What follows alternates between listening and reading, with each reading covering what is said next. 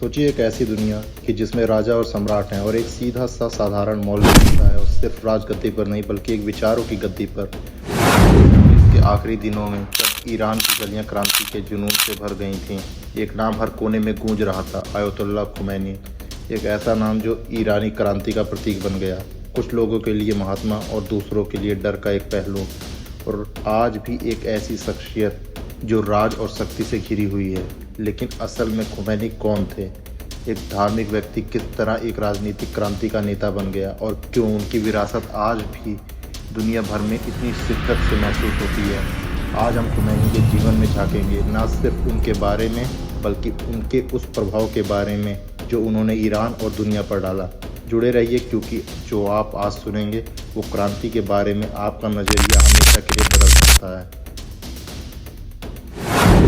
प्रभाव को समझने के लिए हमें पीछे जाना होगा, काफ़ी पीछे। 1902 में ईरान के छोटे से कस्बे खुमैन में जन्मे रुहुल्लाह खुमैनी एक अत्यधिक धार्मिक परिवार में बड़े हुए। छोटी उम्र में उन्होंने इस्लामिक पढ़ाई में रुचि दिखाई और उन्हें 20s में ही वो एक सम्मानित मौलवी बन गए थे। लेकिन क्या था जिसने एक सीधे से मौलवी को एक क्रांति का नेता में बदल दिया? उनके शुरुआती सालों में ईरान पर पहलवी वंश का शासन था, जो देश को मॉडर्न और वेस्टर्नाइज करने की कोशिश कर रहे थे, कभी कभी तो कल्चरल और रिलीजियस मूल्यों की कीमत पर भी। खुमैनी के लिए ये इस्लामिक मूल्यों से एक धोखा था, एक ज़बरदस्ती का बहाव जो ट्रेडिशंस और फेथ से दूर ले जा रहा था ईरान को।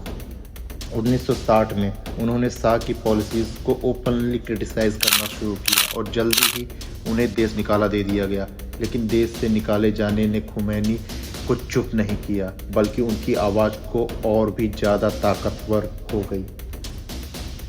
देश निकाला सुनने में एक सज़ा लगती है ना? लेकिन सोचिए अगर आपका प्रभाव इतना हो कि देश निकाले के बावजूद भी आप राजा को नींद नहीं आने दें। ये एक नेक्स्ट लेवल इन्फ्लुएंस है।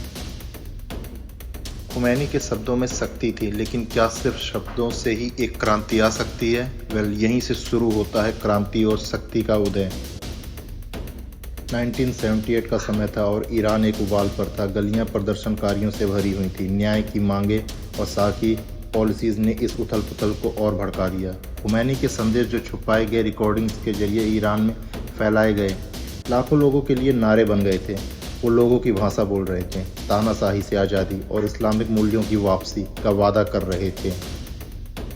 और फिर 1 फरवरी 1979 को खुमैनी 14 सालों के देश निकाले के बाद ईरान वापस आए और उनका स्वागत एक धमाकेदार तरीके से हुआ।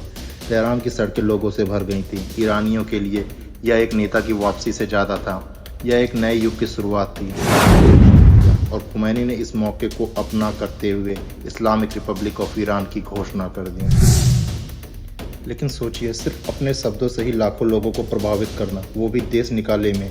कभी सोचा है आपके व्हाट्सएप मैसेजेस में इतना पावर हो सकता है? यह एक अलग ही लेवल का प्रभाव है। खुमैनी शासन में तो आ गए, लेकिन इससे ईरान और दुनिया पर क्या असर पड़ा? कहानी अब और भी इंटेंस होने वाली है। खुमैनी का ईरान का विज़न अब एक सच्चाई बन चुका था, लेकिन इसे लागू करना आसान नहीं था। उनके शासन में ईरान ने स्ट्रिक्ट इस्लामिक कानून अपनाए, जिससे देश का सामाजिक ढांचा काफ़ी बदल गया। महिलाएं अपने अधिकार खो रही थीं, विरोध को दबाया जा रहा था और ईरान एक रिलीजियस गवर्नेंस में घुस गया था जो दुनिया में शायद कई सेंचुरीज में नहीं देखा गया था। 1979 में जब ईरानी स्टूडेंट्स ने यूएस एम्बेसी पर कब्जा कर लिया, 52 अमेरिकियों को 414 दिनों तक हॉस्टेज बना के रखा। खुमैनी के विरोधी रवैये ने पूरे विश्व का ध्यान खींच लिया। अमेरिका और कई पश्चिमी देश खुमैनी के ईरान को पश्चिम प्रतिरोध का एक प्रतीक मानने लगे। इसका असर सिर्फ ईरान तक सीमित नहीं रहा, बल्कि इसने मिडिल ईस्ट के कई हिस्सों में मूवमेंट्स को इंस्पायर किया, एक नए इस्लामिक गवर्नेंस का मॉडल दिया और दूसरे समूहों को अपने तरीके से इस्लामिक शासन पाने के लिए प्रोत्साहित किया। आज भी उनका प्रभाव सिर्फ ईरान में नहीं, पूरे रीजन के जियोपॉलिटिक्स को प्रभावित कर रहा है। सोचिए एक मौलवी जो दुनिया की पॉलिटिक्स को हिलाने की शक्ति रखता है। अगर आपके पड़ोस का मौलवी CNN पर हेडलाइंस में आ जाए तो क्या सोचेंगे आप? ये सीरियसली पावरफुल है। लेकिन ये सवाल अब भी बचा है, क्या खुमैनी एक दार्शनिक नेता थे जो अपने देश में धर्म को वापस लाए, या उन्होंने ईरान को एक ऐसे रास्ते पर डाल दिया जो आज तक झुकता जा रहा है? जवाब शायद आपके नज़रिए पर डिपेंड करता है। आप क्या सोचते हैं? क्या उन्होंने ईरान की आत्मा को दोबारा स्थापित किया या कीमत कुछ ज़्यादा ही थी?